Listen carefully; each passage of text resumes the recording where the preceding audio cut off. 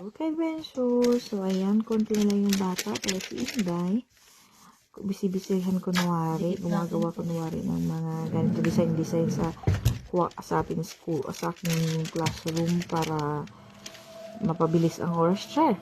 So, ayan, naggawa ako ng pintuan para yung mga bata kakatok na lang sila. Tapos, sa likod niyan, may mga pintuan din na maliliit at saka his storytelling na para sa mga bata.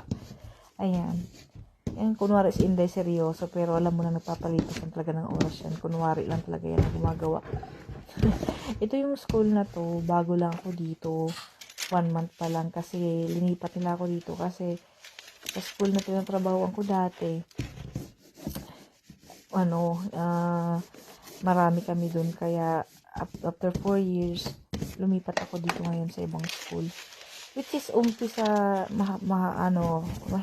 parang sa umpisa parang na-miss ko yung mga katrabaho ko, pero ngayon medyo okay na ako, masaya na yung mga na ako, ginagawa ko ng mga kalokohan ko pa unti-unti dito. Joke lang. Ayan, nag-enjoy na ako dito.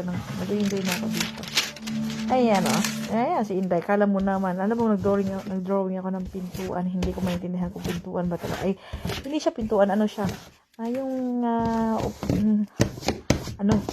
ko na yung Swedish at saka Tagalog, yung pintuan, yung doorknob siya. Yung doorknob ko, hindi ko alam kung paano ko na-drawing yan. Sinopya ko na lang yung sa libro. Daming kong galam. Wala naman pala akong alam. Hello!